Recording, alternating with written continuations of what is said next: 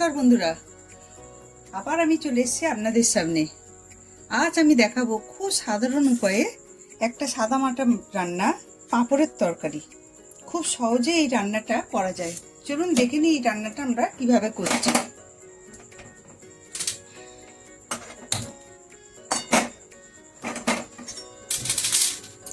দেখুন, কড়াইতে আমি খানিকটা তেল দিলাম। যে কোনো তেল দিতে পারেন, সাদা তেল, সর্ষের তেল, যে কোনো তেল দিতে পারে।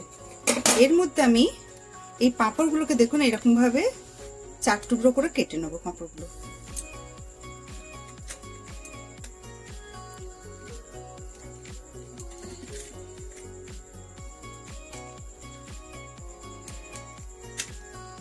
এই পাঁপড়গুলোকে আমি এবার, তেলটা গরম হয়ে গেছে, আস্তে আস্তে করে ভেজে তুলে নেব।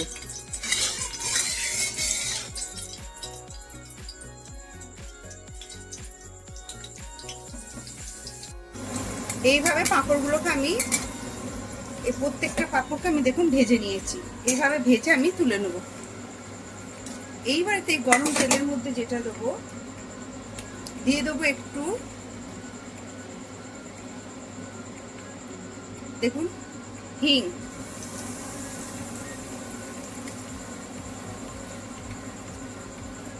গোটা জিরে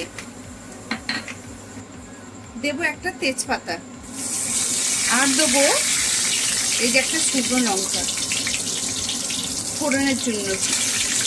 এটা একটু গন্ধ বেরোলে, এ দেখুন আমি ডুমো ডুমো করে আলু কেটে রেখেছি, ওগুলো দিয়ে দেবো।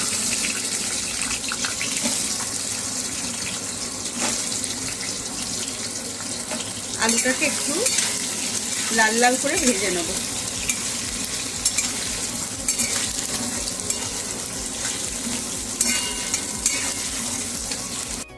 দেখুন আলুগুলো একটু গরম তেলে আমি ভেজে নিলাম।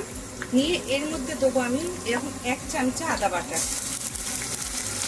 দেবো। আমি একটা টমেটো আর একটা শুকনো লঙ্কা আমি এতে বেটে রেখেছিলাম, সেইটা বাটাটা।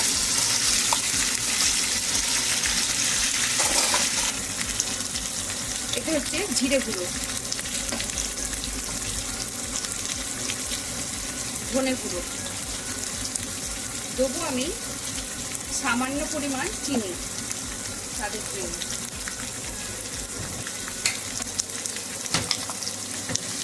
হলুদ,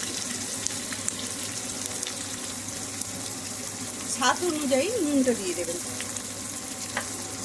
দিয়ে এবার সবকটা মশলাকে একটু ভালো করে নাড়াচাড়া করবেন। দেখুন আলুটা কষা হয়ে গেছে, দেখুন তেল ছেড়ে দিয়েছে। এর মধ্যে আমি যে মিক্সিটার মধ্যে আমি করেছিলাম, আদা শুকনো লঙ্কা বেটেছিলাম, সেইটা ধুয়ে আমি জলটা দিয়ে দেবো। দিয়ে দেবো আপনারা নিজেদের স্বাদ অনুযায়ী, ঝালটা মানে নিজেরা যেরকম খাবেন সেরকম লঙ্কা দেবেন। আমি এখানে একটা কাঁচা লঙ্কা চিড়ে দিলাম। এটাকে দিয়ে একটা চাপা দিয়ে 5 মিনিটের মতন আমি ফুটতে দেবো। হয়ে গেছে, 5 মিনিট পর আমি ঢাকাটা খুলে দেখবো আলুটা সেদ্ধ হয়েছে কিনা।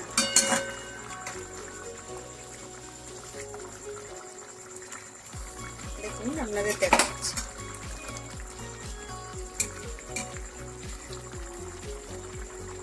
এই দেখুন আলুটা পুরো সেদ্ধ হয়ে গেছে। আর আমি এর মধ্যে এই যে পাঁপড়গুলো ভেজে রেখেছিলাম, এবার একটা একটা করে এর উপর দিয়ে দিয়ে দেবো। দিয়ে নেড়ে ছেড়ে 2 মিনিটের মতন চাপা দিয়ে দেবো। 2 মিনিট।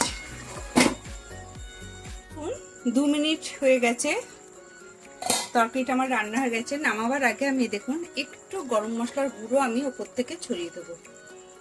তৈরি হয়ে গেল আমার সম্পূর্ণ নিরামিষ পাঁপড়ের তরকারি। আপনারাও একবার বাড়িতে ট্রাই করে দেখতে পারেন। যদি আপনাদের ভালো লাগে অবশ্যই একটা লাইক, শেয়ার আর সাবস্ক্রাইব করতে ভুলবেন না। নমস্কার।